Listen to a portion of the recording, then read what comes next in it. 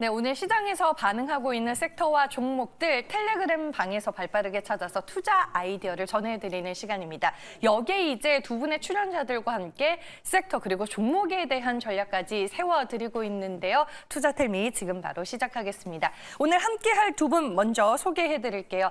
박철순 이사 그리고 김대준 대표 나와 계십니다. 안녕하세요. 네, 안녕하십니까. 안녕하세요. 오늘 투자텔미 첫 번째 이슈는 오리온의 꼬북칩으로 준비를 했습니다. 첫 번째 텔레그램 방으로 함께 입장을 해볼게요.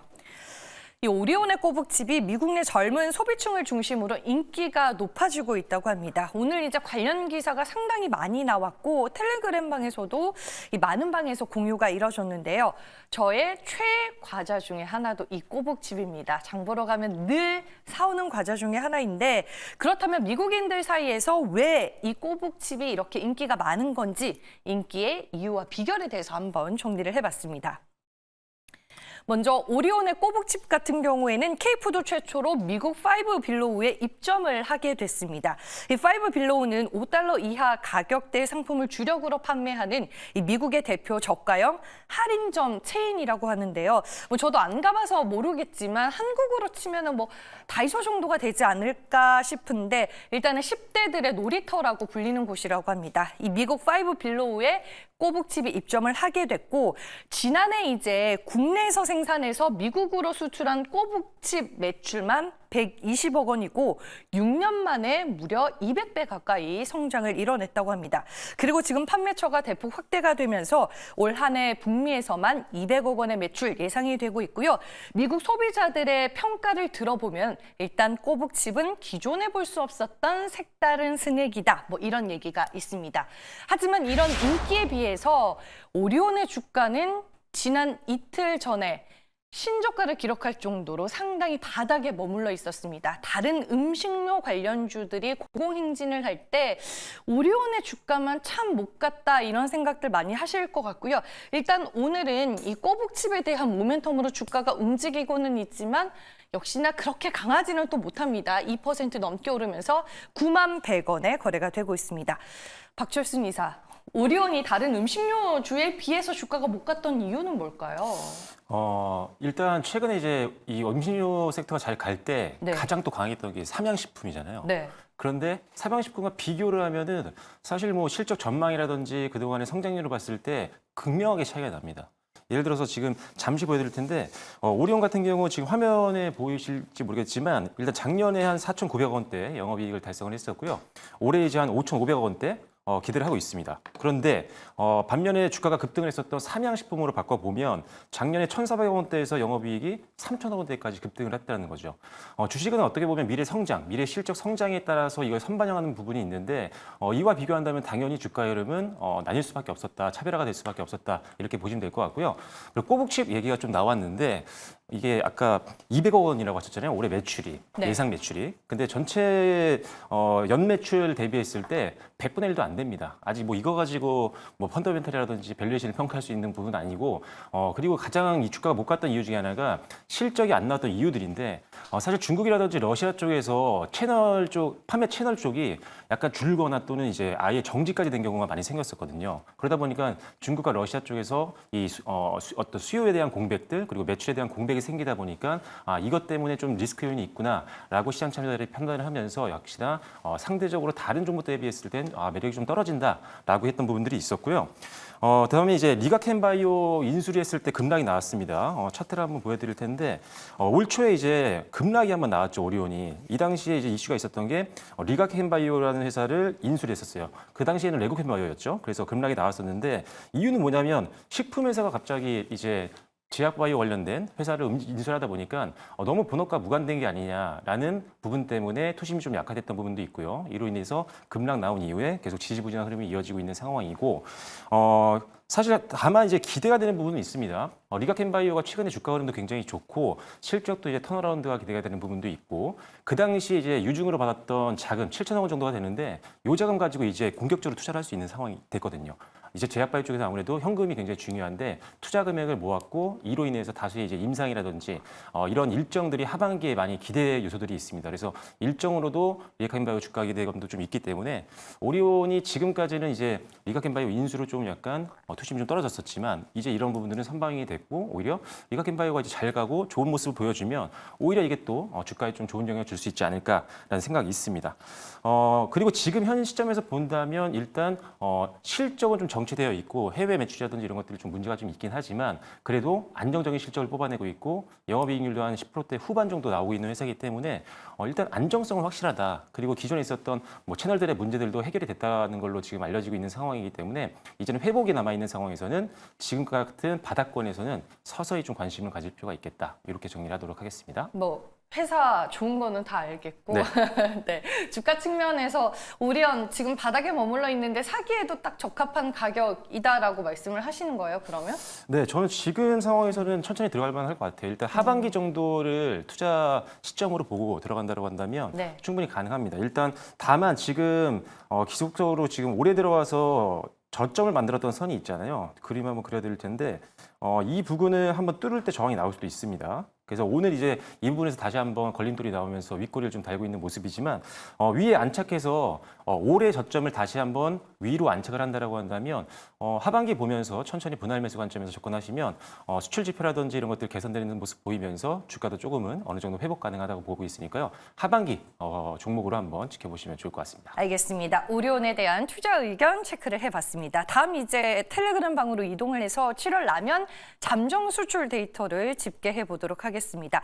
전체적으로 봤을 때는 전년 대비해서 44% 증가를 했고요. 전월 대비해서는 5% 증가세를 보여줬습니다. 일단 역대 최대 월간 수출액을 경신한 것으로 확인이 됐고 국가별로 봤을 때는 미국에서 전년 대비 무려 167% 수출 데이터가 증가하는 흐름을 보여줬고요. 뭐 영국이나 일본은 전년 대비 그리고 전월 대비 모두 다 긍정적인 수치가 나왔습니다. 오늘 그렇다면 음식료주 안에서 뭐 라면 관련주들 삼양식품이나 농심이 움직여야 될 텐데 잘 나온 수출 데이터에도 불구하고 오늘 농심과 삼양식품의 주가는 상당히 잠잠합니다. 농심이 현재 구간에도 0.31% 소폭 하락하고 있고요. 삼양식품도 약보합권에서 거래를 이어가고 있습니다. 김대준 대표, 네. 이 잘 나온 라면 수출 데이터에도 이제 주가가 잠잠하다. 그렇다면 식상해진 재료라고 인식을 할 수도 있을 것 같은데 음식료 관련주들은 오를 대로 오른 걸까요? 아닙니다. 네. 제가 음식료 업종에 대해서 긍정적인 요인과 네. 부정적인 요인이 있는데 어느 것부터 말씀을 드려볼까요? 저는 안 좋은 거부터 들을래요. 아, 네. 그래요? 네. 음식료 업종에 대한 얘기를 할 때 보통 최근에 주가가 많이 올라왔던 전력기기, 그다음에 화장품에 관련한 종목들과 비교 대상으로서의 우리가 평가를 하게 됩니다. 지난해 수출 데이터 기준으로 해서 음식료 업종이 60억 불 수출했고요. 화장품도 60억 불 수출했고 전력기기도 그중에 변압기 부분만 68억 불을 수출했습니다. 비슷하죠? 비슷한 수출 데이터를 보여주고 있는데 최근 수출 상황에서의 증감 추세입니다. 가장 중요한 내용이죠. 화장품 같은 경우는 전전년 대비해서 전년도 화장품 수출이 50억 불에서 60억 불로 대략 한 20% 정도 증가를 했습니다. 전력기기 같은 경우는 놀랍죠. 40억 불대에서 무려 40%가 상승한 60억 불대로 수출이 증가하고 있어요. 그런데 음식료 업종에서의 우리가 라면을 딱 떼놓고 라면만을 판단해 보게 된다면 지난해 라면 수출이 9억 5천만 불 정도 수출을 했어요. 그런데 올해는 한 15% 증가한 11억 불 수출이 가능하다라고 합니다. 그래서 무슨 말이냐면 전력기기라든가 화장품 대비해서 수출의 증가 추세가 그렇게 크지 않다라는 게 첫 번째 요인이고요. 두 번째 요인은 환율의 변동 상황이죠. 오늘 같은 경우에도 그 외환시장에서의 원달러 환율을 보게 되면 1360원 근처까지 내려와 있습니다. 어제까지만 하더라도 1380원 또는 85원 수준에서 움직였던 환율이 무려 하루 이틀 사이에 20원 가까이 하락하는 현상에서의 모습을 보여주고 있죠. 그래서 수출 관련주에 대해서 오늘 주가가 그렇게 강하지 못한 흐름에서의 모습을 보여주고 있다는 측면의 두 번째 요인이고요. 세 번째는 영업이익입니다. 앞서서도 이제 그 오리온을 설명드린 꼬북칩 뭐 연간 매출액 200억이다, 100분의 1 정도밖에 안 된다라고 말씀을 하셨는데 우리가 이제 수출 관련주들 영업이익률을 잘 봐야 됩니다. 음식료 업종의 특히 농심 같은 종목의 영업이익률은 대략 한 5%에서 6% 정도 영업이익이 나옵니다. 이익률이죠. 그러니까 100원을 팔아서 5원, 6원 정도 수익을 내는 겁니다. 화장품 같은 경우는 대략 한 12% 내지는 10% 영업이익률이 나옵니다. 2배죠, 음식료에. 전력기기는 왜 주가가 그렇게 강했냐라는 측면을 판단해 보게 되면 19% 내지는 20%. 수요가 그렇게 최근에 급증하는 추세에서의 상황이 나타났다는 거죠. 그래서 음식료 업종이 여타 화장품이나 전력기기 대비해서 주가가 그렇게 탄력적이 못했던 부분들은 환율의 영향, 영업이익률 그리고 수출 증가 추세가 다른 타 수출 관련주들에 비해서 증가 추세가 크지 않았다. 이 부분에 대해서 최근 음식료 업종이 더딘 흐름에서의 발걸음을 보이고 있다라고 판단이 되고 있습니다. 그럼 긍정적인 요인은요? 긍정적인 요인은요. 우리가 이제 주식을 오래 하다 보면 업종별로 섹터별로 주기가 있습니다. 아마 주식 투자를 20, 30년 하셨던 분들 같은 경우에는 2004년 내외 시점에서 가장 시장에서 핫했던 종목을 기억하실 겁니다. 롯데제과, 롯데칠성. 음식료 업종은 10년 사이클로의 그 황제주가 나오거든요. 이 당시에 롯데제과, 롯데칠성도 40만 원, 50만 원, 60만 원이었다가 100만 원을 돌파했어요. 그리고 10년이 지난 2014년 시기에 오뚜기라는, 우리가 흔히 갓뚜기라고 하죠. 오뚜기가 마찬가지로 60만 원 수준에서의 주가가 100만 원을 넘어가는 기염을 토하는 시세 흐름을 만들어 갔습니다. 올해 또 10년 차가 되었죠. 저는 기본적으로 음식료 업종에서 삼양식품, 농심도 마찬가지입니다. 흐름에 있어서 100만 원을 넘어가는 흐름들이 시기에 차는 있겠지만 틀림없이 나올 것으로 판단되고 있고 음식료 업종은 10년 주기에 의한 황제주가 나온다. 라는 측면에서 지금 당장의 주가 상황에서의 흐름은 좀 더디고 무겁고 타 업종의 종목들 대비해서 그렇게 가벼운 움직임의 모습은 아니겠지만 충분히 시간차를 두고 접근해 본다라고 한다라면 충분히 음식료 업종의 주가 상승 노려볼 수 있을 것이다. 그리고 말씀하셨던 농심 같은 종목들도 안정적으로 최근까지의 주가 흐름에서의 기간 조정을 충분하게 거쳐줬기 때문에 이제부터는 점진적이지만 급등은 아니겠지만 주가 우상향 형태의 모습이 나올 가능성이 높다라고 개인적으로 판단하고 있습니다. 그럼 농심이랑 삼양식품 중에서 뭘 더 좋고? 저는 개인적으로 삼양식품이 선도주이고요. 네. 100만 원을 넘어간다면 이 종목이 먼저 진행이 될 것 같습니다. 알겠습니다. 음식료주 더디게 갈 수는 있지만 우상향 패턴 예상해 볼 수 있고 삼양식품에 한 표를 던져주셨습니다. 다음 두 번째 텔레그램 방으로 가볼게요. 오징어 게임 얘기입니다. 오징어 게임이 올해 말 시즌2로 돌아온다고 합니다. 넷플릭스는 시즌2를 이제 12월 26일 공개한다라고 오늘 밝혔는데요. 현재 시즌3까지 제작이 되는 것으로 알려져 있습니다. 이 3년 만에 다시 만나는 오징어 게임, 많은 분들이 또 기다리고 계셨을 것 같고 과연 시즌1보다 재밌을까 이런 생각을 하시는 분들도 있을 것 같습니다. 시장에서는 오늘 일부 관련 미디어 콘텐츠주들이 좀 움직이기는 했었는데 어떤 종목들이 있는지 한번 확인을 해보겠습니다. 대표적으로 MP가 있고요. 오늘 12% 넘게 오르고 있습니다. 위주익 스튜디오, 덱스터, 뉴 그리고 아티스트 유나이티드까지 모두 3에서 5%대 동반 상승세를 그리고 있는데 박철순 이사, 시즌1 때 워낙 관련주들이 또 핫했었잖아요. 이번에 오징어 게임 관련주들이 과연 연속성 있는 주가 상승 흐름을 보여줄 수 있을까? 이게 투자자의 관점에서는 가장 중요할 것 같아요. 네, 이게 이제 네. 오징어 게임이 워낙 또 그 당시 2021년도에 흥행을 했었고 관련주들이 단기간 내에 몇 배씩 올랐기 때문에 많은 분들이 좀 관심을 가지고 있을 것 같습니다. 근데 네. 오늘 이제 뉴스 나온 게 이제 시작하는 날짜가 개봉 날짜가 12월이잖아요. 네. 사실 기본적으로는 좀 기간이 좀 많이 남았다. 멀었죠. 네, 그리고 네. 오늘 사실 주가를 봤을 때도 관련주들의 흐름이 그렇게 강하다고 볼 수는 없습니다. 그 당시에 비하면 거의 안 움직이는 거죠. 그래서 왜냐하면 오늘 사실 이제 금리 인하에 대한 어떤 기대감이 좀 올라갔기 때문에 미디어나 또 인터넷 관련된 종목군들이 조금 움직임이 좀 나왔던 거거든요. 그래서 다른 종목군들도 움직였고 특별히 또 과거에 2021년도에 올랐던 이 관련된 종목들이 차별화된 움직임을 보이고 있다. 수급이 더 들어오고 있다. 이런 점은 느껴지지 않는 것 같습니다. 역시나 이벤트 전략을 쓰기에는 너무 시간이 좀 많이 남았기 때문에 수급이 아직은 적극적인 움직임을 보여주고 있지 않다. 이렇게 보고 있는 상황이고요. 그리고 사실 아시다시피 이런 일정 관련된 종목군들, 오징어 게임 때도 마찬가지지만 워낙 또 이슈가 컸기 때문에 관련된 종목들 중에 정말 관련이 없는 종목군들 중에 어떻게든 엮어가지고 그 당시 이제 주인공이었던 이정재 씨가 어디 가는 곳마다 관련돼 있는 종목으로 막 올라가지고 그 당시 이제 보면 이제 아티스트 유나이티드 같은 경우는 사실 배우 이정재님이 그 최대 주주잖아요. 그래서 관련주로 볼 수가 있는 거고 그 다음에 레몬레인 같은 경우는 이정재 씨와 그 다음에 아티스트 유나이티드 그 다음에 위직 스튜디오 요게 지금도 아직 주요 주주 중에 하나거든요. 그래서 관련주를 계속 보시면 될 것 같고 그 다음에 덱스터는 그 당시에 이제 시즌 1 때 음향 효과를 이제 자회사에서 담당을 했습니다. 그래서 이 회사도 직접적인 관계가 있다 이렇게 보시면 될 것 같고 버키 스튜디오도 예전에 아티스트 유나이티드 지분을 갖고 있었거든요. 그래서 제가 아까 좀 전에 살펴보니까 일단 주요 주주 관계에서는 지금 배제가 된 걸로 보니까 지분을 좀 청산을 했거나 그런 것 같습니다. 추가적인 팩트 체크는 해야 되겠지만 그래서 일단 어차피 정지가 된 기업이기 때문에 버킷은 일단 보지 않으셔도 되겠습니다. 그래서 일단 일정이 좀 많이 남아있기 때문에 천천히 지켜보셔도 늦지 않는다. 움직임이 나오고 들어가도 늦지 않으니까요. 지금은 천천히 관망하시는 게 좋을 것 같고요. 그리고 말씀드렸다시피 관련된 종목으로 움직이지만 검색으로 나오는 종목들 중에 실제 연관성이 전혀 없는 경우도 있습니다. 그런 종목들 같은 경우는 정말 짧게 올랐다가 급격하게 빠지는 경우가 많으니까요. 조금 전에 언급드렸던 뭐 아티스트 유나이티드, 레몬레인, 덱스터, 쇼박스 이 정도 기업들은 기억을 해놓으셨다가 뉴스에서 이 오징어 게임 때문에 주가가 움직이기 시작했다. 이런 것들이 좀 나오기 시작하면 이들 종목군을 일단 메인으로 좀 보시고 나머지들은 천천히 서브로 좀 보시면 좋을 것 같다라고 보시면 될 것 같고요.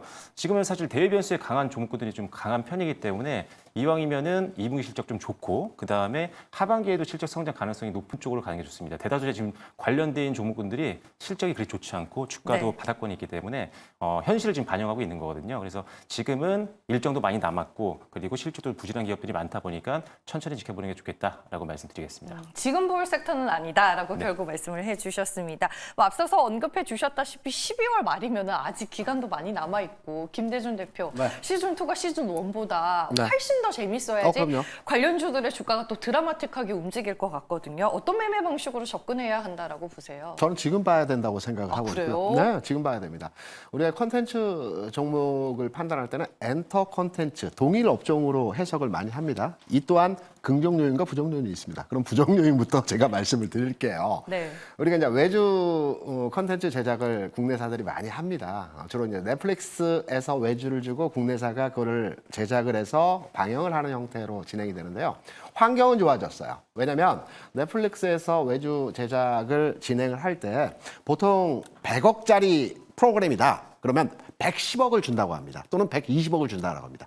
단 흥행에 대해서 플러스 알파 수익률은 가져가지 못한다라고 해요. 그래서 전체적으로 외주 제작을 해서 우리가 히트치는 드라마나 콘텐츠는 많이 있는 반면에 관련사들의 주가가 그다지 흥행에 대해서 반영하지 못하는 이유들이 여기에 대한 이유로의 반영이 됐기 때문에 그렇다라고 판단이 되고 있고요.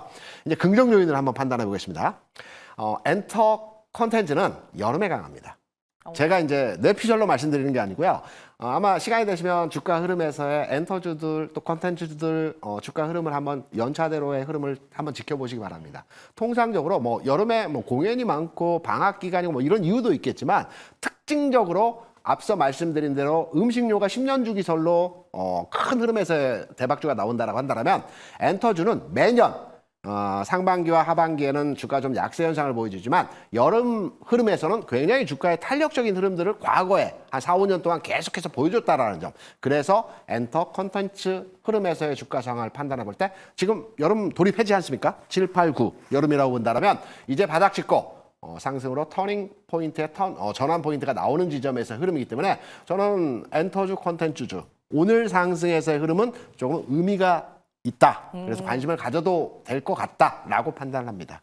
이제 시작일 수도 있다라고 김대중 대표는 의견을 주셨습니다. 마지막 세 번째 텔레그램 방에 올라온 걸 확인해 보겠습니다. 스킨 부스터 시장의 얘기입니다. 뭐 대표적으로 이제 리쥬란을 꼽을 수가 있고 관련 기업으로는 파마 리서치가 있습니다. 오늘 시장에서 파마 리서치의 주가가 상당히 강한데 텔레그램에서 주가가 왜 강한가요?라는 질문이 많이 올라왔습니다. 딱 그 이유에 대해서 명확하게 설명하는 글을 오늘 찾지는 못했는데 뭐 텔레그램 방에 블로그 형식으로 올라온 글을 보면은 어제 이제 APR이 IR에서 스킨 부스터와 관련된 사업 진출 얘기를 언급한 부분이 있었고 일단은 파마 리서치가 지금 들어가 있는 이 스킨 부스터 시장에 매력적인 성장성이 부각이 되고 있는 것 같습니다. 그러면 박철순 이사에게 먼저 질문을 던져볼게요. 오늘 파마 리서치의 주가가 강한 이유와 배경을 좀 찾으셨을까요? 일단은 네. 제가 봤을 때 파마 리서치는 사실 지금 오늘 오르기 전일 종가 수준이 네. 최근에 거의 무너지지 않았던 기술적 부분이었고요. 뭐 아시다시피 이 뭐 화장품이라든지 의료기기라든지 이런 것들을 만들고 있는 회사인데 실적이 상당히 좋습니다. 그러다 보니까 시장에서 관련된 종목들 중에 대장주 역할을 했던 부분들도 분명히 있었거든요. 그러다가 오늘 이제 금리 인하에 대한 내용들도 나왔었고 이런 것들도 대외적으로 봤을 때는 매크로의 어떤 수혜를 받을 수 있는 부분들이 분명히 있고 그리고 외국인들이 또 워낙 또 많이 건드렸던 종목이기도 하죠. 그래서 수급 상황을 보시면 지금 파마리서치 같은 경우는 지금 화면상에는 7월 10일부터에 이게 보일 수가 있는데 지금까지 거의 뭐 외국인들은 매수를 일관했었고 오늘 시장 상황이 좋았고 외국인들이 적극적으로 좀 들어올 수 있는 매크로 상황이 만들어지다 보니까 오늘 최근 한두 달 사이에 가장 많은 2만 9천 주 정도가 들어온 상태입니다. 그래서 일단은 외국인들의 수급이 들어갔고 지금은 조금 고점 이후에서 약간 지지부진한 횡보 흐름을 보였지만 다시 한번 주가 상단을 좀 뚫어볼 수 있는 그런 환경이 좀 만들어졌다라고 보고 있고요. 그리고 추가적으로 봤을 때는 뭐 역시나 실적인 것 같습니다. 계속적으로 오늘은 시장이 좋지만 최근에 너무나도 안 좋았죠. 그래서 이제 금리 인하라든지 아니면 미국 대선이라든지 이런 것들에 대한 어떤 매크로적인 부분에서 좀 자유로운 쪽으로 많이 올라오고 있는데 이런 수급들이 보통 이제 이렇게 실적이 역대 최대치를 좀 찍고 있는 기업들 쪽으로 많이 들어오고 있는 상태입니다. 역시나 파마리서치 올해 상당히 좋은 실적을 기약을 하고 있는 상태이기 때문에 앞으로도 계속 추적 관찰하시면서 매매에 한번 활용해 보시면 좋을 것 같습니다. 뭐 수급 실적 다 좋다라고 긍정적으로 평가해 주셨고 김대중 대표도 네. 이 종목은 좀 좋게 보시나요? 올라가는 이유가 있죠. 네. 제가 하나 여쭤볼게요. 연어 좋아하십니까? 연어 좋아하죠. 먹는 것도 좋아하고 저는 피부에 바르는 것도 좋아합니다. 그거죠. 네. 저희 딸도 연어를 굉장히 좋아하는데 연어가 물론 맛있긴 합니다. 그런데 여성분들이 특히나 연어, 송어를 좋아하더라고요. 이유가 이제 피부에 좋아진다는 이유가 맞아요. 있더라고요. 우리가 주식을 투자하면서 어제 오늘 나온 재료 가치에 대한 주가 반영이 되는 경우에 종목들이 있고요. 뭐 한 달 전 또는 두 달 전, 6개월 전 나왔던 재료가 다시 재부각되면서 주가 상승하는 경우가 있습니다. 화만 리서치가 오늘 상승하는 이유는 그 APR과 협업을 하는데요. 연어와 송어의 DNA에서 추출한 DNA 추출한 내용물을 가지고 이거를 이제 부스터로 의료기기로에 등록을 한다라고 그러죠. 지금 당장은 아닙니다. 이게 의료기기로 등록되기 때문에 기존까지는 미용기기 하나의 섹터로의 주가 상승을 보여줬는데 이제 이게 미용기기에서 의료기기로 확장하는 특히 오늘 장 같은 경우 의료기기 업체 종목들이 비교적 강한 흐름입니다. 그래서 APR과 협업을 하는데 생산 판매를 파마 리서치가 한다고 그럽니다. 이미 나왔던 재료입니다. 한 달 전에. 이런 내용이 부각되면서 주가에 오늘 강세 현상을 보여주는데요. 개인적으로 판단할 때는 개별 재료의 이슈가 부각되는 상황에서의 주가 상승이기 때문에 추가 상승보다는 조금 더 주가 흐름을 면밀하게 관찰하고 확인한 뒤에 이 종목에 대해서 뭐 투자 관점으로 접근을 해보는 것은 어떠할까 이렇게 판단합니다. 알겠습니다. 이렇게 해서 오늘도 세 가지의 텔레그램 방에 올라온 투자 아이디어를 통해서 전략 세워봤고요. 박철순 이사 그리고 김대중 대표와 함께했습니다. 고맙습니다.